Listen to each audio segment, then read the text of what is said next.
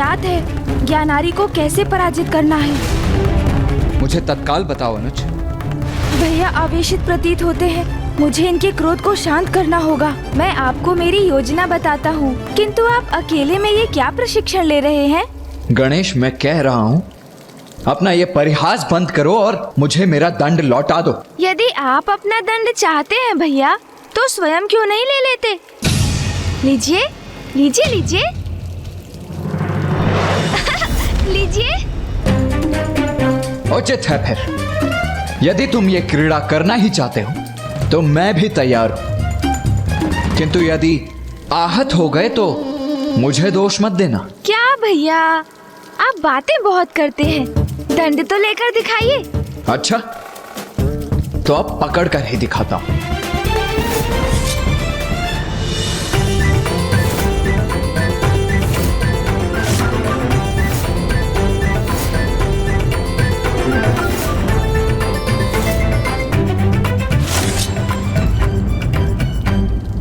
हाँ गणेश, ये अच्छा दाव था, किंतु अब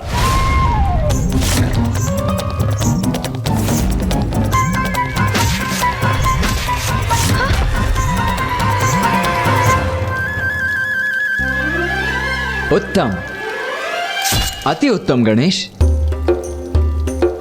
गणेश, मैं तुम्हारे दंड के कौशल से अत्यंत प्रभावित हुआ। तुम में गति है, चपलता भी। तुम इतनी दक्षता से गतिशील होते हो जैसे मानो तुम्हारे लिए कितना सरल है।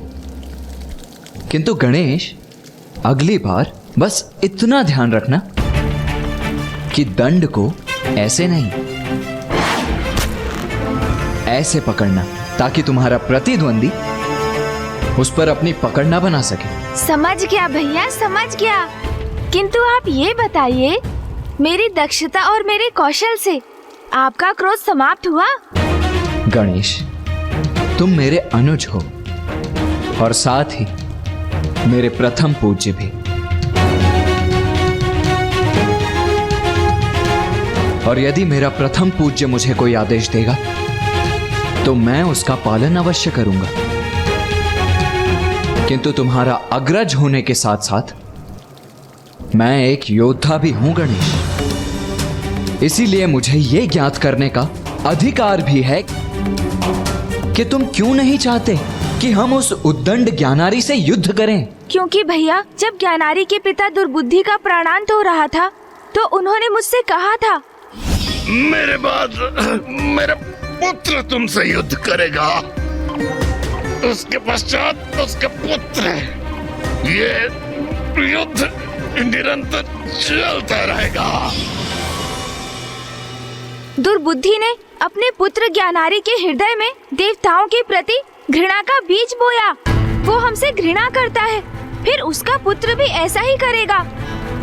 और यही ऐसी घृणा की परंपरा पिता से पुत्र को प्रदान की जाएगी और पीढ़ी दर पीढ़ी चलती रहेगी।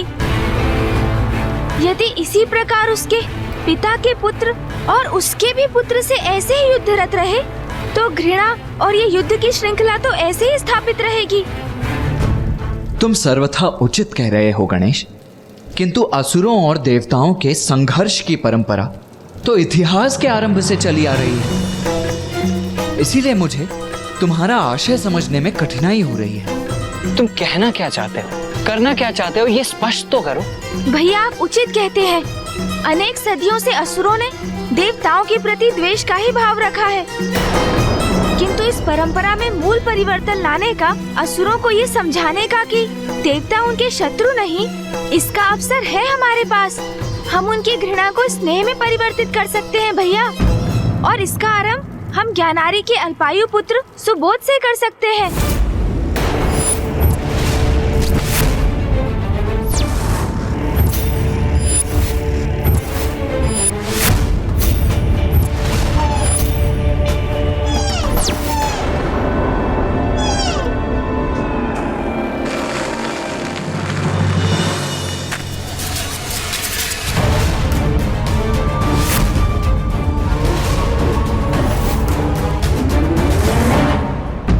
भैया, असुरों से व्याप्त घृणा स्नेह में परिवर्तित कर उन्हें निर्मल बनाने के कार्य का आरंभ हम ज्ञानारी के पुत्र सुबोध से करेंगे।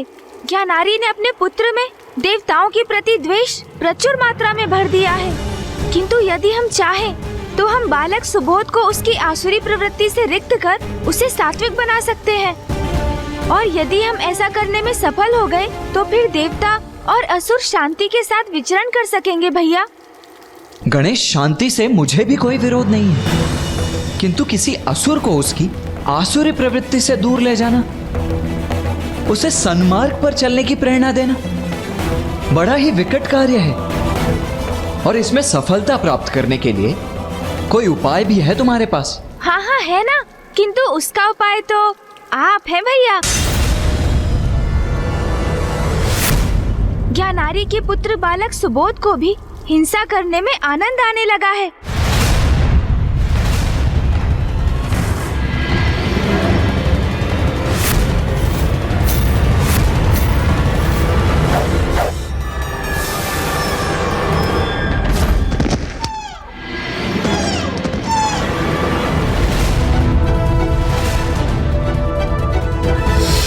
किंतु भैया, ज्ञानारी पुत्र असुर बालक सुबोध में अभी भी बाल्य सुलभ सरलता है, जिसे जिस दिशा में ढाला जाए वो ढलता चला जाएगा।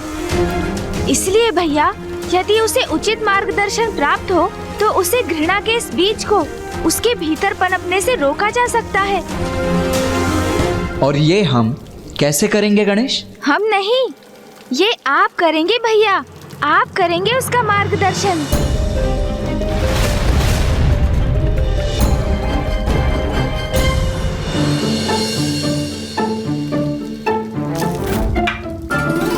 मैंने तुम्हें रुकने की अनुमति दी क्या? मुझे पाठ सिखाने चले थे असुर युवराज सुबोध को। ये बनेंगे वो भी मेरे गुरु। भैया, आप एक उत्कृष्ट गुरु हैं। आप कितने धैर्यवान हैं। अभी कुछ ही समय पूर्व हम आपस में ही उलझ रहे थे, किंतु मुझसे क्रोधित अथवा मेरे साथ स्पर्धा में बहने के स्थान पर आप मेरा ही मार्गदर्शन कर मुझे विजय की युक्ति समझा रहे थे। हाँ गणेश, ये अच्छा दाव था।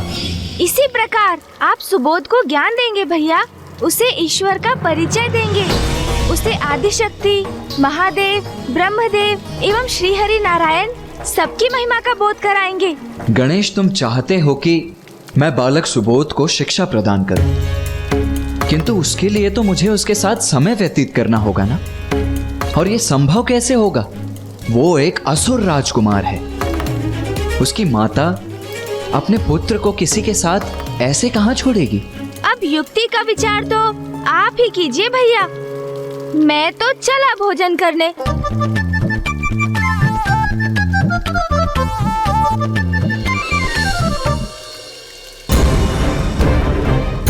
उचित है अनुज, यदि इसमें देवताओं और असुरों के मध्य व्याप्त शत्रुता को मिटाया जा सकता है तो मैं सुबोध का मार्गदर्शन अवश्य करूंगा।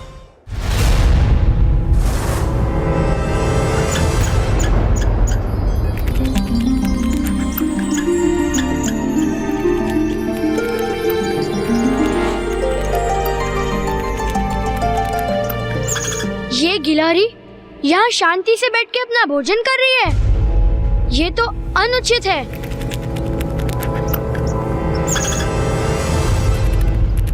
अभी ना इसका अंत कर देता हूँ।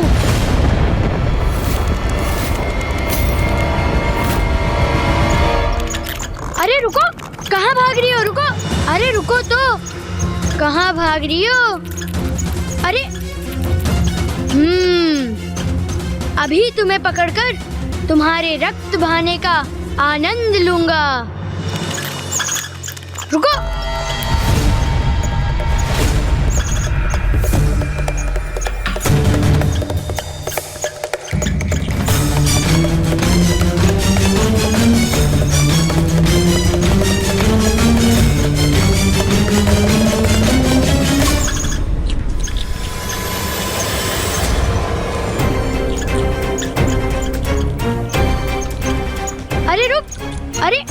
ये अरे भाग गई। उस दुष्ट गिलहरी का पीछा करते करते ये मैं कहाँ पहुँच गया?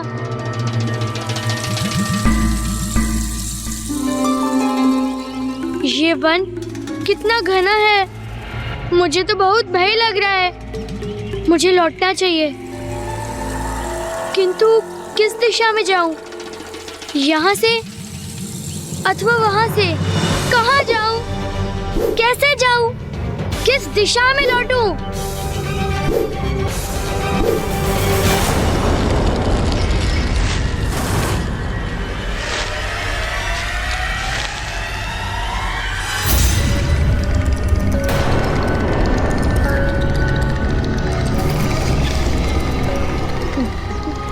माँ!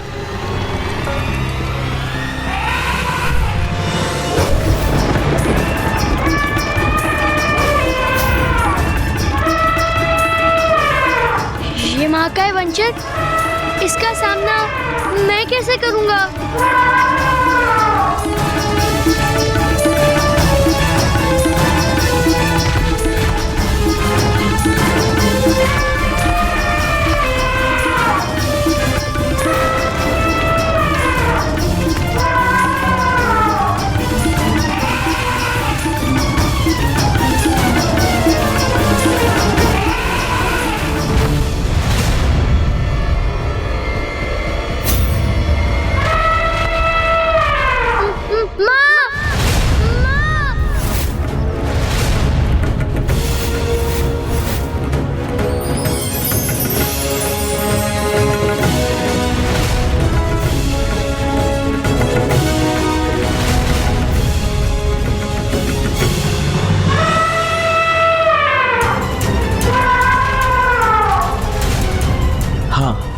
अभी उचित समय है।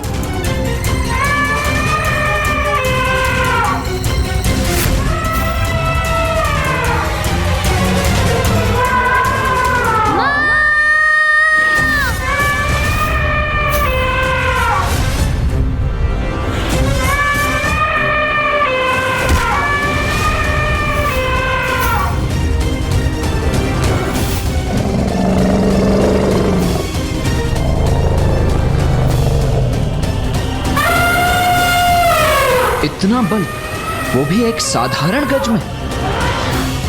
ओह, तो ये तुम हो। अति उत्तम युक्ति है गणेश। भैया,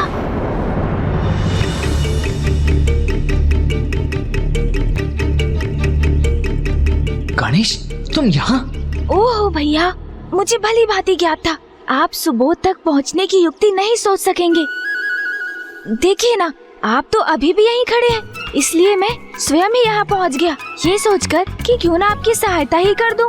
अच्छा, वहाँ कैलाश में तो बड़ी बड़ी बातें कर रहे थे कि भैया युक्ति आप सोचिए, मैं तो चला भोजन करने। अब यहाँ आए बिना तुमसे रहा भी नहीं गया ना। क्या करूँ भैया, अत्यंत उदार और कोमल हृदय है जो मेरा, इसीलिए आपकी कठिनाई को सरल बनाने चला आया। अच्छा, आप सचेत रहिए और आगे देखिए। क्यों? ऐसा क्या करने जा रहे हो तुम? क्या करना है ये तो उचित समय आने पर स्वतः ही आपको ज्ञात हो जाएगा भैया। बड़ी शक्ति आ गई है ना तुम में। हाँ, माँ के हाथों के बने मोदक जो खाकर आए हो, है ना? किंतु तब भी मैं तुम्हारा अग्रज ही हूँ।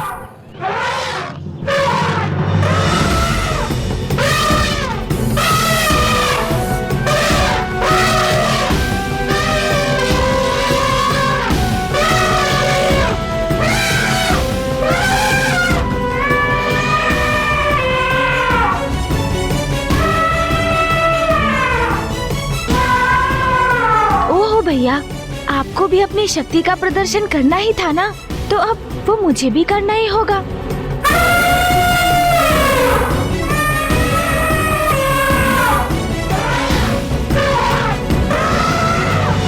पुत्र सुबोध, आप सुरक्षित तो है ना? माँ,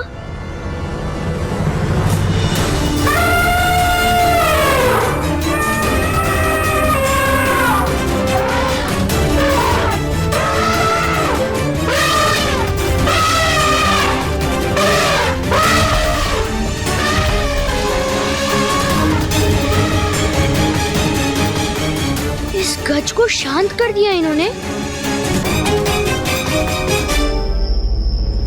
गणेश, अब इस क्रीड़ा का अंत भी कर देते हैं।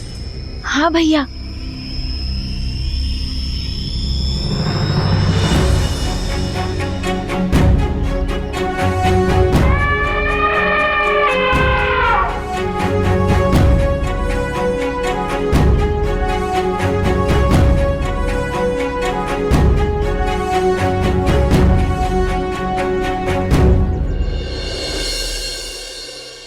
कौन हो तुम?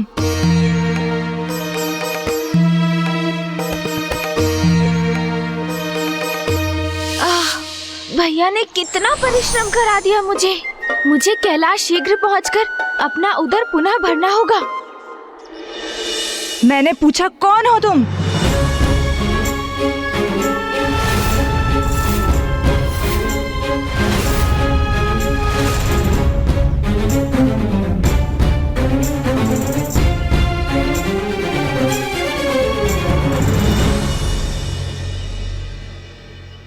प्रश्न ये नहीं है, प्रश्न तो वो है जो मैं आपसे पूछने जा रहा हूं कि ये बालक कौन है और इसके भीतर इतना अहंकार और ऐसी घृणा का वास क्यों है? ये जैसा है ऐसा किसने बनाया है इसे?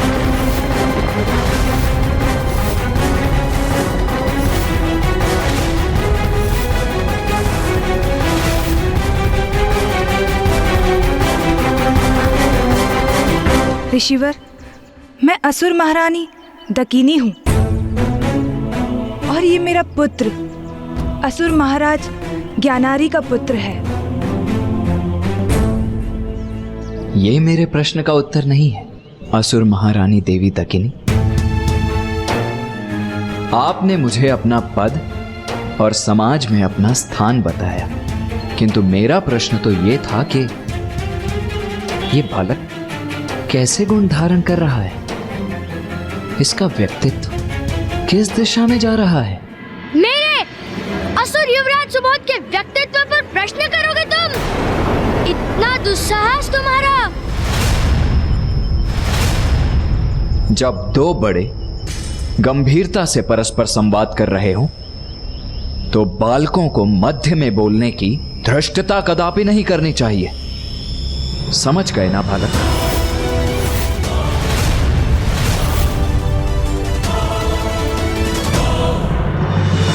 आश्चर्य, किसी ने प्रथम बार अपने कथनों से मेरे उद्दंड बालक को प्रभावित कर उसे शांत किया है।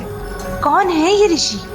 ऋषिवर, मेरे पुत्र सुबोध को हमारे संवाद में उसके इस असमय हस्तक्षेप के लिए क्षमा करें।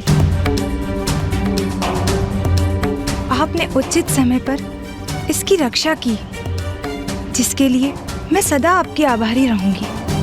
आप मुझे अपना परिचय देने की कृपा कीजिए ऋषिवर। बताइए मुझे, कौन है आप?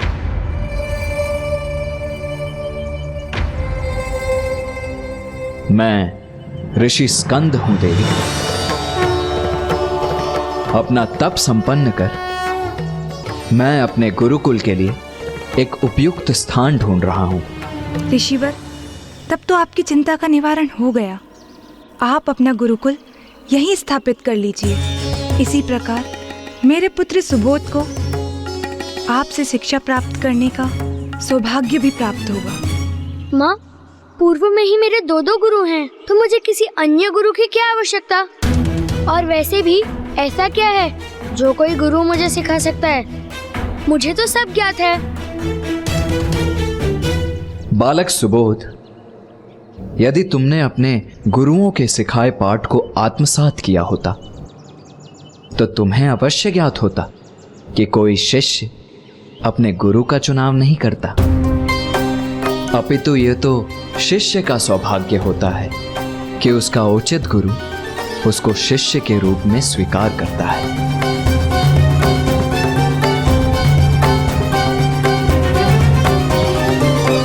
देवी, आपका पुत्र मुझसे शिक्षा प्राप्त करने के योग्य नहीं है और यह स्थान मेरे गुरुकुल के लिए उचित नहीं है। इसीलिए अब मैं आपसे विदा लेता हूं।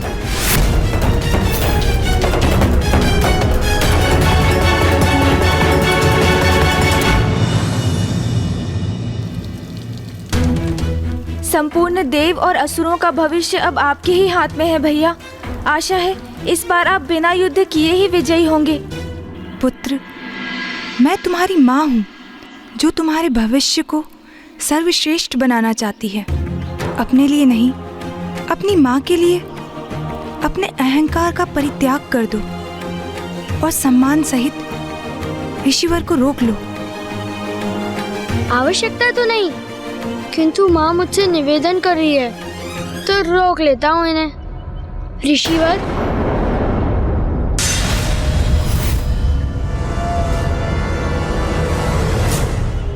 मुझे क्षमा कीजिए और कृपा कर मुझे अपने शिष्य रूप में स्वीकार कीजिए।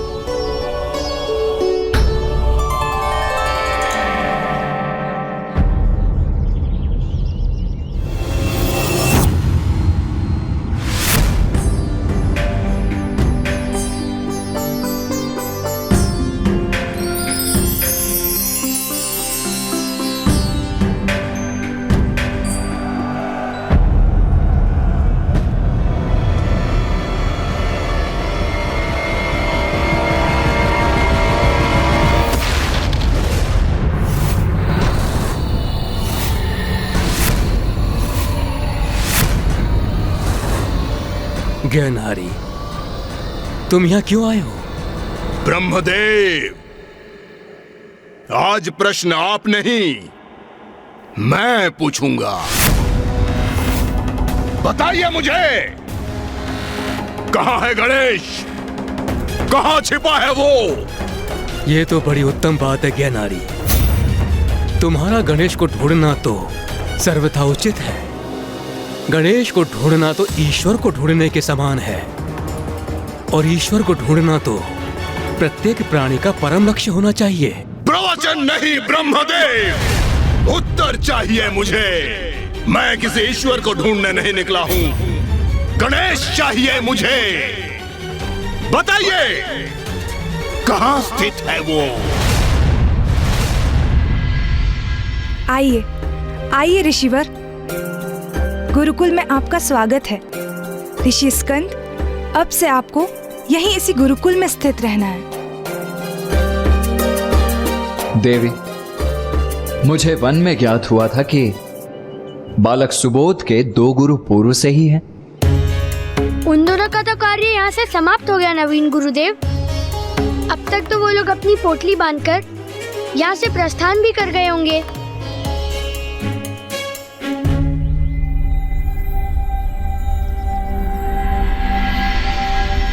महारानी दकिनी,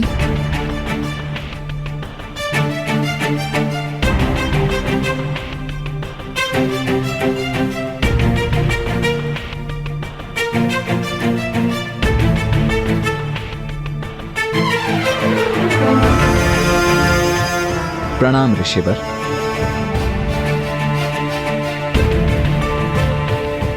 प्रणाम प्रणाम।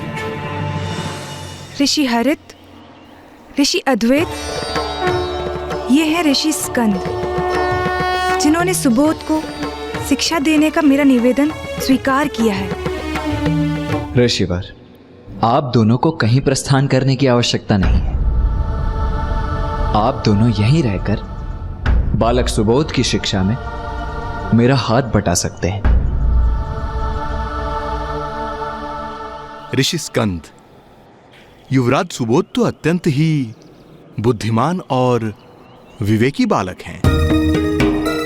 बुद्धिमान तो मैं हूँ। 2 गुरुओं को एक साथ यहाँ से प्रस्थान करने पर विवश जो कर रहा हूँ। किंतु कदाचित हम ही उन्हें शिक्षा देने में अक्षम हैं। ऐसे किसी व्यक्ति ने इस धरा पर जन्म ही नहीं लिया जो युवराज सुबोध का गुरु बन सके। जैसे मैं इन गुरुओं को यहाँ से भगा रहा हूँ, शीघ्र ही ये नवीन गुरु भी भागते दिखाई देंगे।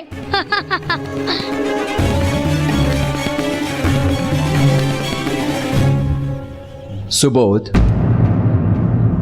ऋषि हरित और ऋषि अद्वैत के चरण स्पर्श कर उनसे आशीष प्राप्त करो।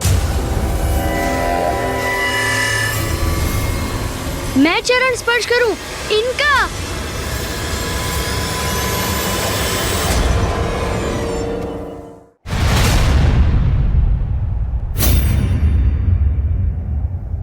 प्रिय, क्या तुम्हें यहाँ कहीं गणेश दिखाई दे रहा है?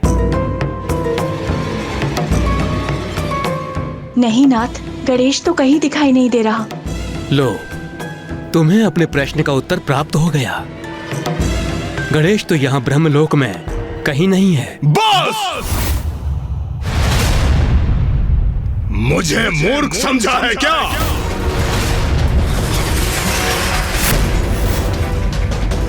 गणेश से तो मैं बाद में निपट लूंगा। वैसे भी मुझे सभी देवताओं का अंत करना है। तो क्यों न मैं आप दोनों से ही आरंभ करूं? क्यों न मैं आप दोनों से ही आरंभ करूं? क्यों न मैं आप दोनों से ही आरंभ करूं?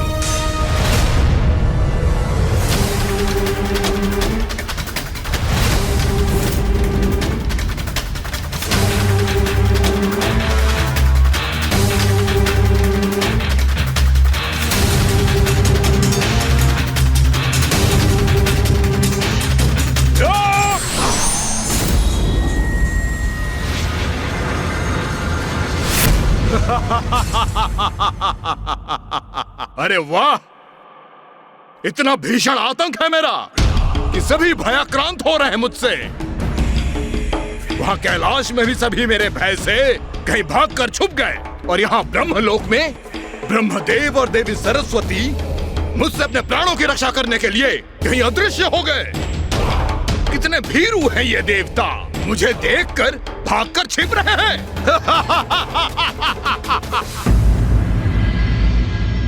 ये तुम्हारे गुरु रहे हैं, इन्होंने तुम्हें शिक्षा प्रदान की है, और अब तुम एक नवीन गुरु के साथ अपनी शिक्षा की नवीन यात्रा प्रारंभ कर रहे हो। इसीलिए अपने गुरुओं का आशीष प्राप्त करना तो तुम्हारे लिए अति आवश्यक है। आपको ज्ञात भी है आप क्या कह रहे हैं? आप मुझे, असुर युवराज सुबोध को, इनके चरण स्पर्श करने के लिए कह रहे हैं? कदापि नहीं।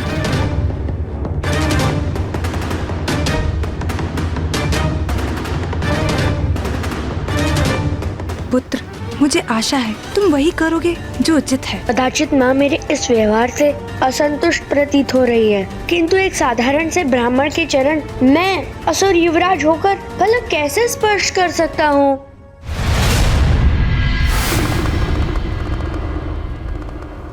पुत्र गणेश, तुम्हारे सुझाव पर हम ब्रह्मलोक से अदृश्य होकर यहाँ आ गए।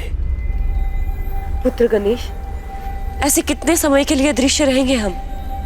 ज्ञानारी तो तुम्हें सर्वत्र ढूंढ रहा है। बुआ जी, यदि मैं चाहूँ तो अभी मैं ज्ञानारी का वध कर सकता हूँ, किंतु उससे क्या लाभ होगा? ज्ञानारी के वध से ज्ञानारी का पुत्र सुबोध देवताओं से प्रतिशोध लेने के लिए प्रेरित होगा, हम पर आक्रमण करने आएगा, और ये परस्पर घृणा, शत्रुता, रक्तपात की श्रृंखला अनंत काल तक निरंतर चलती रहेगी। घृणा से घृणा का अंत नहीं हो सकता, वो मात्र प्रेम से हो सकता है, स्नेह से ही संभव है ये।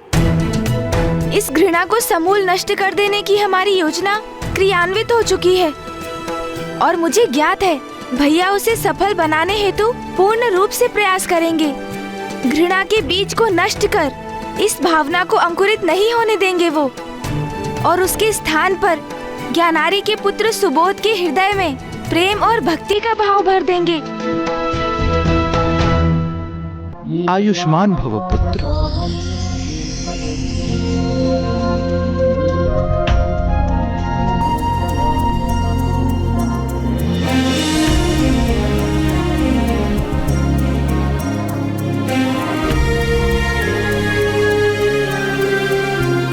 सम्यार्थ रहो, संपन्न रहो, समृद्ध रहो।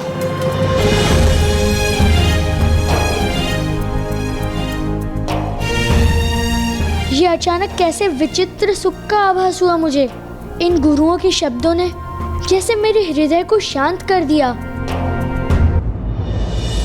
ये अचानक कैसे विचित्र सुख का आभास हुआ मुझे। इन गुरुओं के शब्दों ने जैसे मेरे हृदय को शांत कर दिया।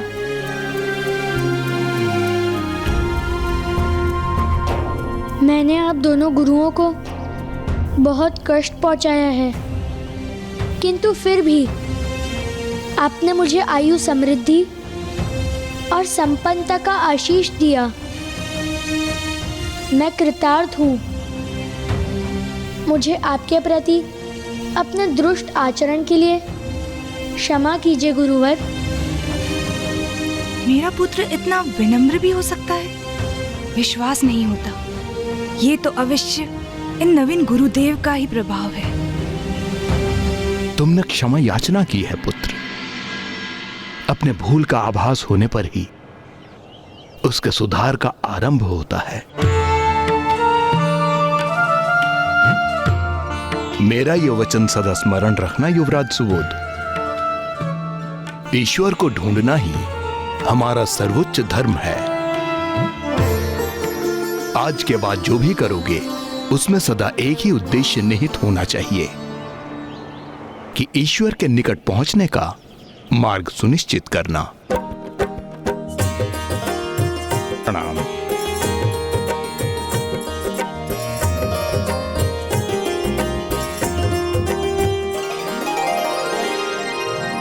पुत्र सुबोध, तुम्हारे नेत्रों में ये अश्रु क्यों?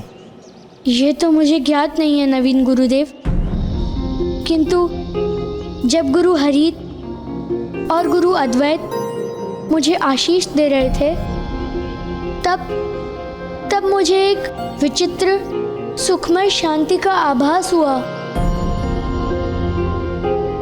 जैसे मेरे भीतर एक अच्छी ऊर्जा उत्पन्न हो रही हो, और अब जब वो प्रस्थान कर रहे हैं तो एक विचित्र से दुख का भी आभास हो रहा है मुझे। पुत्र सुबोध, जब हम कोई अनुचित कर्म करते हैं, किसी को आहत करते हैं, किसी को सताते हैं, तो हमारे भीतर एक क्षणिक आनंद की अनुभूति होती है, किंतु वो आनंद स्थायी नहीं होता, क्योंकि किसी अन्य की पीड़ा से उस आनंद का अनुभव स्थायी रह ही नहीं सकता।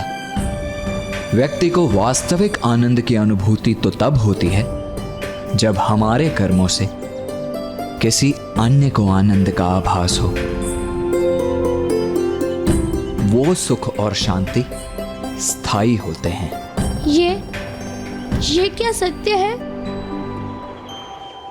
ये तो मेरा परम सौभाग्य है कि गुरु रूप में ऋषि स्कंद स्वयं मेरे समक्ष आ गए। अब मेरे पुत्र को योग्य गुरु का मार्गदर्शन प्राप्त हुआ है। अपने पुत्र की शिक्षा दीक्षा देखकर स्वामी भी कितने प्रसन्न होंगे।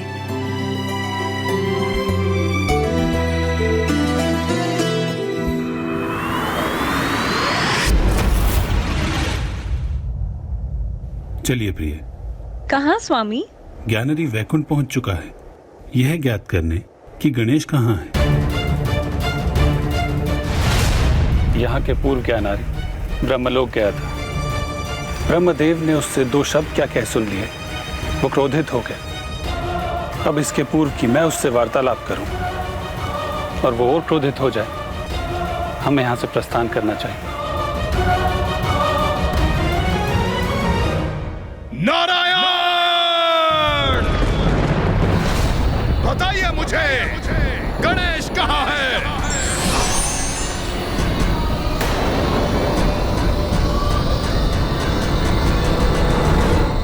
पुत्र सुबोध, आज से तुम्हारा शिक्षण प्रारंभ होगा, किंतु उसके पूर्व तुम्हें स्वयं को प्रमाणित करना होगा कि तुम उसके योग्य हो।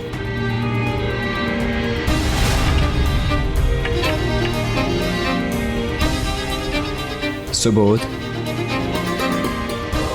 गुरुवर, ये प्रवचन मुझे अरुचिकर प्रतीत होता है। इनमें मेरा ध्यान नहीं लगता। तो तुम्हारी रुचि किसमें है? मुझे तो युद्ध करना बहुत भाता है। मैं इन सभी बालकों को युद्ध में बड़ी सरलता से परास्त कर सकता हूँ। अच्छा, तब तो हमें वही करना चाहिए जिसमें तुम्हारी रुचि है ना? हाँ।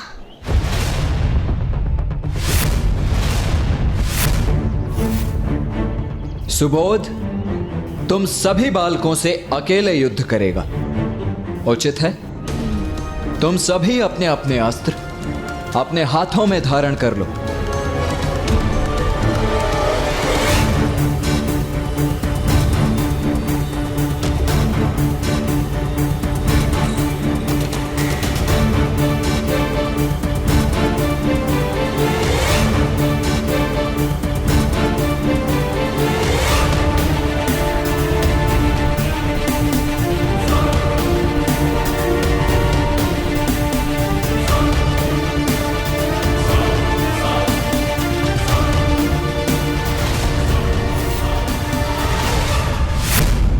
रुक जाओ।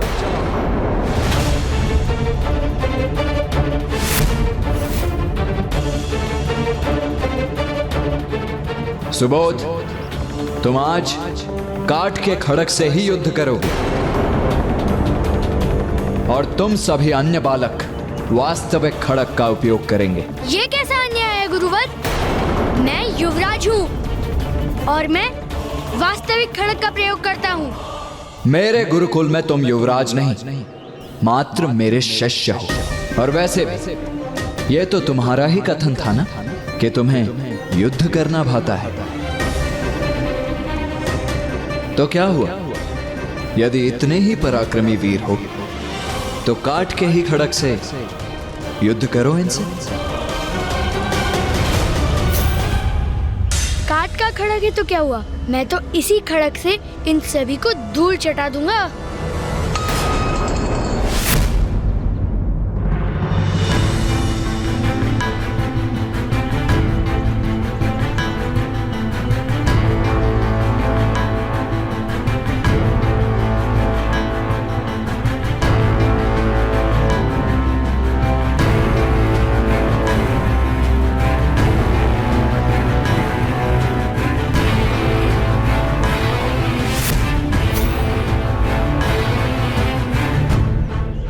अब युद्ध आरंभ करो।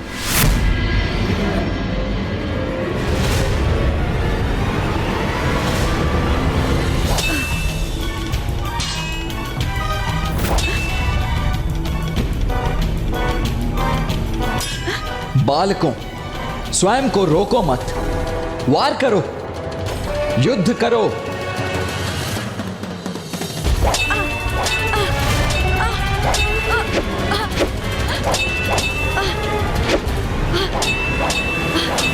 तुम सब पीछे क्यों हट रहे हो?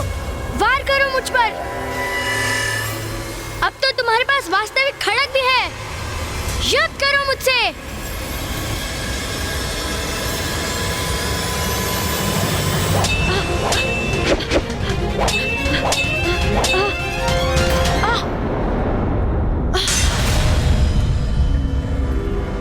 तुम्हारे पास कितना उत्तम अवसर था मुझ पर वार करने का, फिर रुक क्यों गए? कहीं आप आहत ना हो जाएं।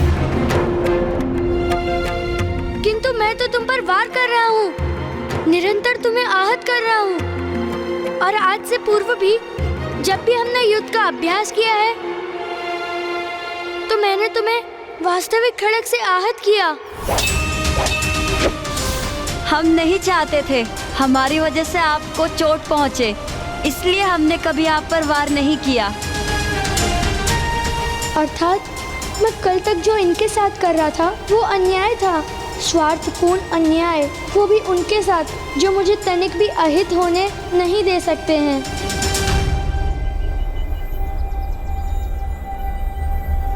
मेरे विचार से आज के लिए यह अभ्यास पर्याप्त है। इसीलिए अब आप सभी वहां वाटिका में जाकर क्रीड़ा कीजिए।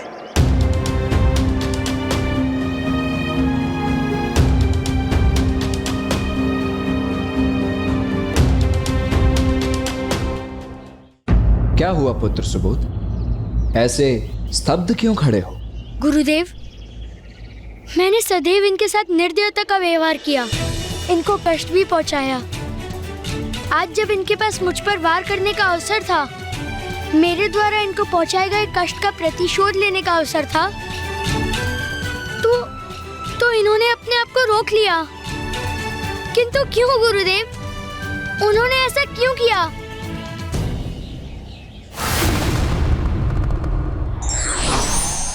प्रणाम मामाश्री। प्रणाम मामी जी। लो पुत्र गणेश, हम भी वैकुंठ से यहाँ आ गए। अब बताओ क्या करना है? मामा जी, मुझे विश्वास है अब ज्ञानारी स्वर्गलोक जाएगा। देवताओं से मेरे बारे में प्रश्न करेगा। कदाचित वो क्रोधवश उन पर आक्रमण भी कर दे और देवता उसके प्रति उत्तर में उससे युद्ध करेंगे। किंतु यही तो नहीं चाहते हो पुत्र गणेश तुम, कि देवताओं में और असुरों के मध्य एक बार और युद्ध हो? हाँ फूफा जी, इसीलिए तो मुझे अभी इसी क्षण देवराज इंद्र के पास जाकर इस विषय में चर्चा करनी होगी। मुझे तत्काल देवराज इंद्र और अन्य देवताओं को जाकर ये समझाना होगा कि हिंसा का प्रत्युत्तर हिंसा से नहीं, अपितु प्रेम और स्नेह से दिया जाना चाहिए। तभी मेरी युक्ति सफल होगी।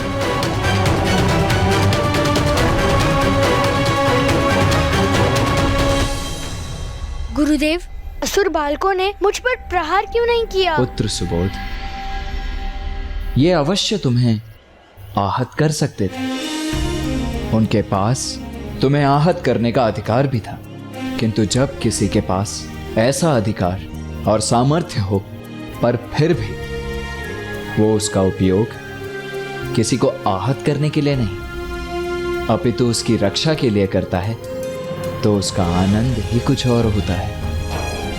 हिंसा प्रति हिंसा का भाव हमें आनंदित नहीं करता सुबोध। वो तो परस्पर प्रेम ही है जिससे हम आनंदित होते हैं। अब तुम अपने अहंकार से रिक्त हो चुके हो बालक सुबोध, और मेरे शिष्य बनने के लिए तैयार भी हो चुके हो। इसीलिए अब मैं तुम्हें अपने शिष्य के रूप में स्वीकार करता हूं। गुरुदेव, मैं आपका शिष्य बना, ये तो मेरा सौभाग्य है।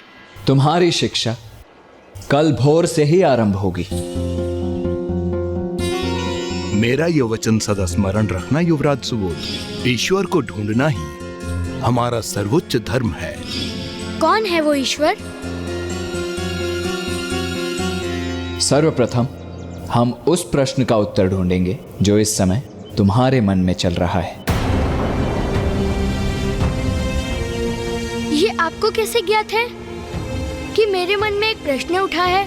इसकी चर्चा भी हम कल भोर में ही करेंगे।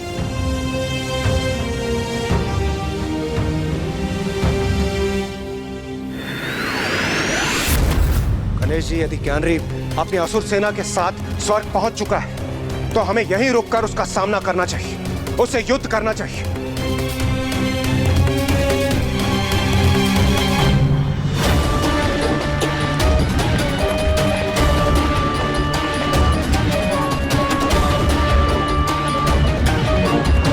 देवराज इंद्र, इसका सदैव स्मरण रखिए कि आज के पूर्व भी अनेकों असुर स्वर्ग पर आक्रमण कर यहाँ अपना अधिकार स्थापित कर चुके हैं, किंतु अंततः उनकी पराजय ही होती रही है, क्योंकि दुष्टता और बुराई का अंत होना तो निश्चित ही है। हम ज्ञानारी से युद्ध कर सकते हैं, उसका वध भी कर सकते हैं, किंतु फिर उसका पुत्र प्रतिशोध लेने यहाँ आएगा और हम उसका भी वध कर देंगे। फिर उसका पुत्र आएगा और ये श्रृंखला फिर निरंतर चलती रहेगी। देवराज इंद्र। इंद्रदेव, स्वर्गलोक को असुरक्षित छोड़कर यहाँ से पलायन करने की इच्छा मेरी भी नहीं है, किंतु गणेश जी का कथन भी सर्वथा उचित है। घृणा और शत्रुता का अंत युद्ध से नहीं होगा। गणेश जी ने एक योजना निर्धारित की है, हमें उसका अनुसरण करना चाहिए। देवराज इंद्र, देखो कौन आया है तुमसे भेंट करने। मैं असुरराज ज्ञानारी।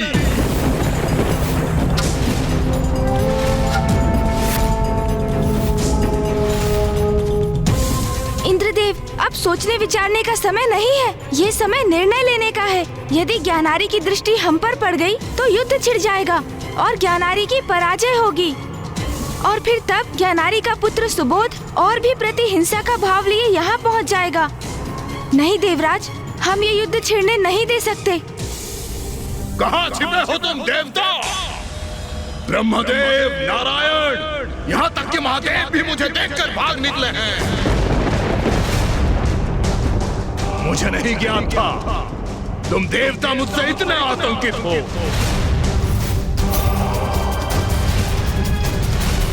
इस अभिमानी की धृष्टता का दंड तो इसे मिलना ही चाहिए। देवगण, यही समय है, अभी अदृश्य होना पड़ेगा आप सभी को।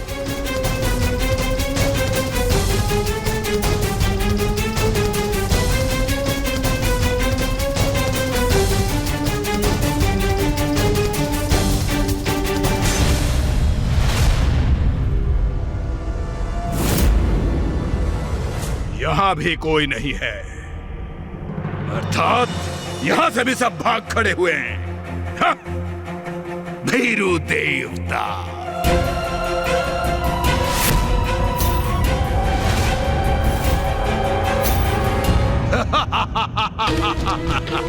ये तो गणेश जी का आदेश है, अन्यथा इसकी इस उद्दंडता का उचित दंड मैं अवश्य देता।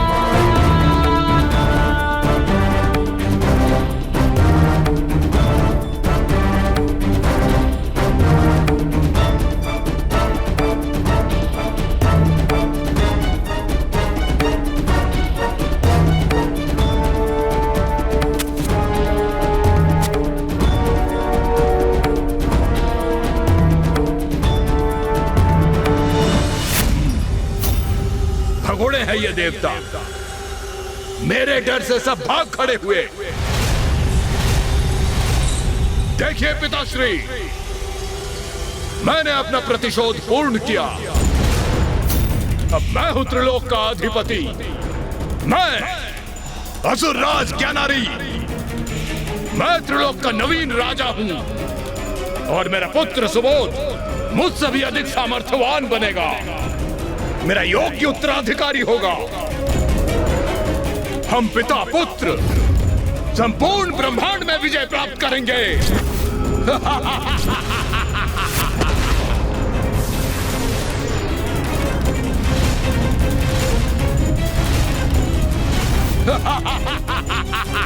असुर महाराज ज्ञानारी की, असुर महाराज ज्ञानारी की, असुर महाराज ज्ञानारी की, असुर महाराज ज्ञानारी की। व्यथित ना हो, सब कुशल होगा देवगणों। अब हमें यहाँ से प्रस्थान करना चाहिए, चलिए।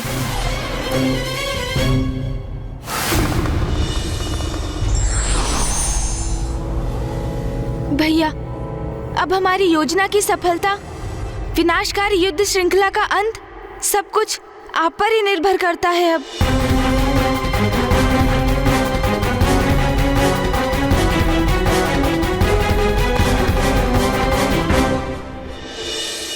गुरुदेव, क्या अब मैं आपसे अपना प्रश्न पूछ सकता हूँ? हाँ पुत्र, अवश्य पूछ सकते हो। तो मेरी इस उत्सुकता को शांत करने की कृपा कीजिए गुरुदेव। जब ऋषि हरित और ऋषि अद्वैत यहाँ से प्रस्थान कर रहे थे तो उन्होंने कहा था कि किसी भी जीव का परम लक्ष्य ईश्वर को प्राप्त करना होता है। कौन है वो ईश्वर? पुत्र, ईश्वर तो निर्गुण है, सर्वव्यापी है, पंचभूतों में है, सूर्य में है, चंद्र में है, सभी पुष्पों में भी वही है और सभी चराचर जीवों में भी है।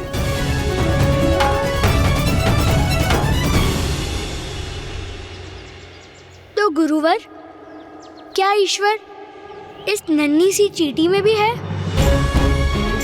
हाँ पुत्र, ईश्वर तो ब्रह्मांड के कण कण में समाहित है।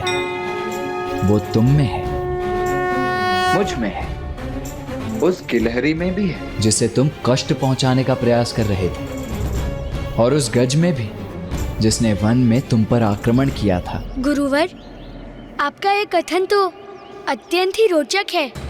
आपने कहा कि ईश्वर निर्गुण है, वो सब में है, किंतु क्या उनका कोई अपना स्वरूप नहीं? कभी कभी समय के अनुसार सृष्टि को जब उनकी आवश्यकता होती है तो ईश्वर सगुण रूप भी धारण करते हैं।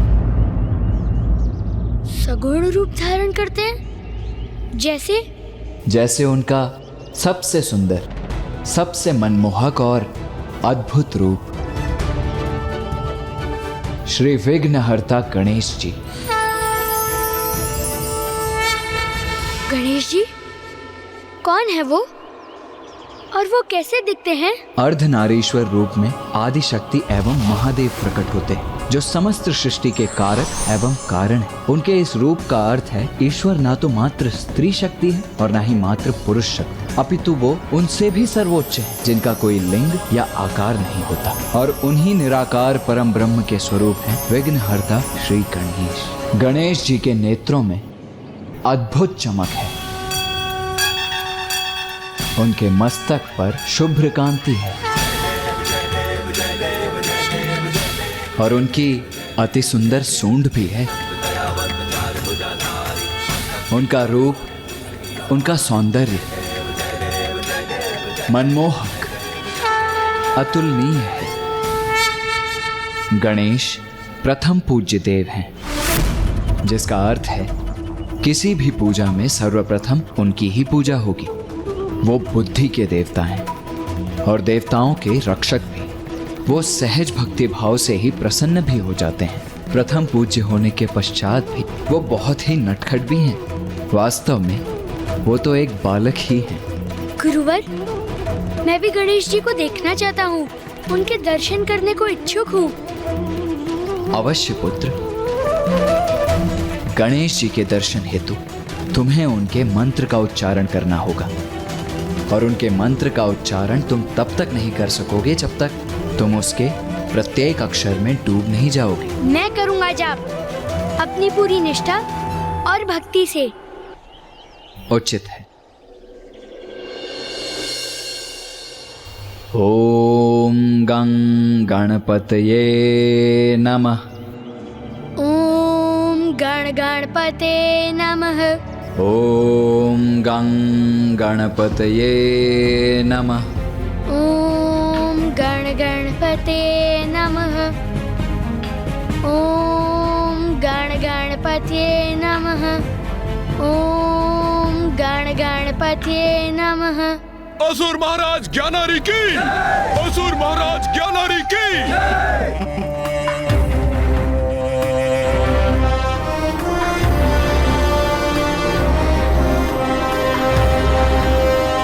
आपको आपकी त्रिलोक विजय के लिए अनेकों बधाइयाँ स्वामी। त्रिलोक के अधिपति पद पर आप स्थापित हो गए हैं।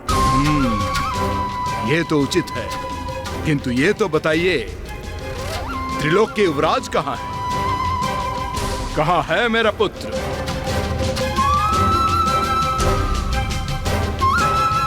आपको ज्ञात है स्वामी, सुबोध को एक नवीन गुरु प्राप्त हुए हैं। जब से उन्होंने उसे शिक्षा देना आरंभ किया है, कितने परिवर्तन आ गए हैं उसमें।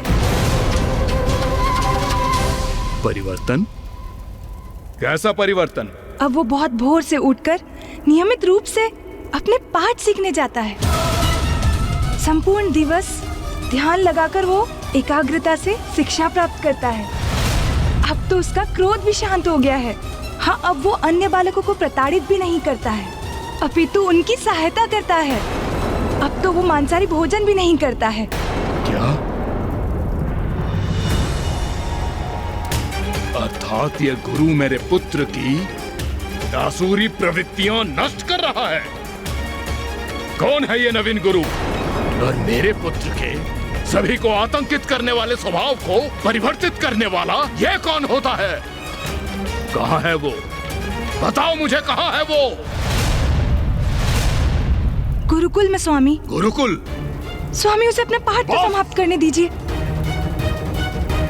शांत रहो तुम। मैं जब चाहूंगा अपने पुत्र से जाकर भेंट करूंगा। पाठ का समय है तो होगा। समय का बंधन मुझे रोक दे, यह क्या संभव है? स्वामी,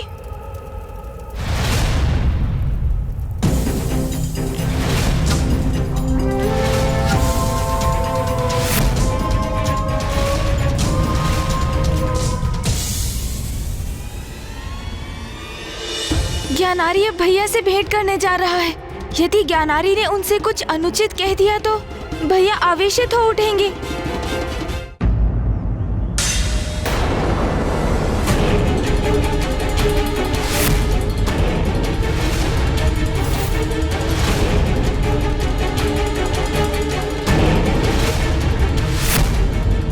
इतना दुस्साहस कैसे किया तुमने?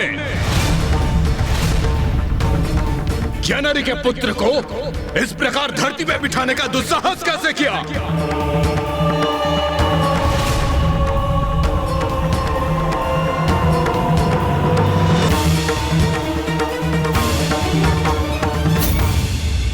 हे ऋषि, मेरा प्रश्न नहीं सुना तुमने?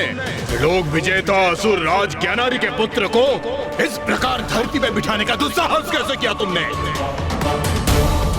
ऐसी दृष्टि गाड़े मुझे क्यों ताक रहे हो?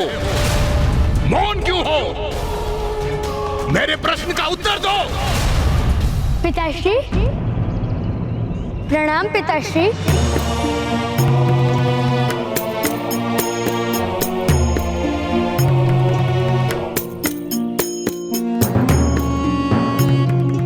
मेरा दंभी और आसुरी प्रवृत्ति युक्त पुत्र स्वयं आगे बढ़कर मेरे चरण स्पर्श कर रहा है। दकिनी उचित कहती है, परिवर्तन तो बहुत है इसमें। मुझे क्षमा कीजिए पिताश्री, मैं अपने ध्यान में इतना गहरा डूब गया था कि आपके आगमन का ज्ञात ही नहीं हुआ मुझे। पुत्र सुबोध, तुम्हें क्षमा याचना करने अथवा मेरे चरण स्पर्श करने की कोई आवश्यकता नहीं है। आओ, अपने पिता के वक्ष से लग जाओ। पिताश्री, ये गुरु स्कंद है और इन्होंने मुझे सिखाया है जो सुख पुत्र को अपने पिता के चरण स्पर्श करके प्राप्त होता है वो सुख अतुलनीय है। और आज आपकी चरण रज अपने मस्तक पर धारण कर मुझे उसी सुख का अनुभव हुआ है पिताश्री। मैं कृतार्थ हो गया। उचित है, इस गुरु का प्रभाव तो मेरे पुत्र पर उचित ही है। पिता पूजनीय है, इसे यह सिखाकर पिता अर्थात मेरे प्रति पूर्ण भक्ति का भाव जागृत कर रहा है ये मेरे पुत्र में। अच्छा, और क्या सिखाया है ये तुम्हारे नवीन गुरु ने? भक्ति के अति सुंदर सुमधुर अनुभव का ज्ञान दिया है इन्होंने मुझे। भक्ति? किसकी भक्ति? ईश्वर की भक्ति। और कौन है तुम्हारा ईश्वर? वही ईश्वर पिताश्री जो सर्वत्र है, सर्वस्व है, सब में है, सब कुछ है, आप हैं। वाह वाह, उत्तम, अति उत्तम पुत्र। मुझे प्रसन्नता है कि तुम मेरे पुत्र को उचित ज्ञान प्रदान कर रहे हो। मैं तो मात्र एक माध्यम हूं, पुत्र सुबोध को सत्य की दिशा में अग्रसर करने का। पुत्र, क्या तुम अपने ईश्वर के प्रत्यक्ष दर्शन करना चाहोगे? पिताश्री, क्या मुझे गणेश जी के दर्शन करवाने जा रहे हैं? उनके दर्शन कर तो मुझे अत्यंत आनंद आएगा। अवश्य पिताश्री। आओ, तो फिर विलंब किस बात की? चलो मेरे साथ। जाओ वत्स। उन 4 शब्दों का मंत्र तुम्हें प्रदान कर मैंने तुम्हें समस्त सृष्टि का ज्ञान दिया है। अब मेरे उस पाठ का सदा स्मरण रखना, तो कोई भी कठिनाई तुम्हें स्पर्श तक नहीं कर पाएगी, क्योंकि अब ईश्वर सदैव तुम्हारे साथ है। हाँ हाँ, वो तो है। ईश्वर सदैव सुबोध के साथ है।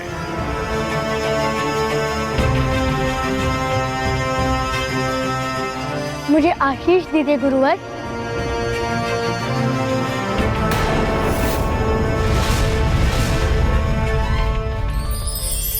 आयुष्मान भव पुत्र। मेरा पुत्र किसी अन्य के समक्ष झुके, ये असहनीय है मेरे लिए। चलो पुत्र, मैं आज अति गौरवान्वित अनुभव कर रहा हूँ, क्योंकि मेरा पुत्र अब मुझे ईश्वर तुल्य समझने लगा है। मैं अति उत्साहित हूँ कि पिताश्री स्वयं मुझे उन वास्तविक भगवान के दर्शन करवाने ले जा रहे हैं, जहाँ स्वयं गणेश जी हैं। सुबोध, तुम्हारा आगे का मार्ग अनेक कठिनाइयों से भरा होगा, किंतु तुमने गणेश जी का नाम अपने हृदय में धारण किया है, तो अब उनकी वही भक्ति तुम्हारी शक्ति भी बनेगी।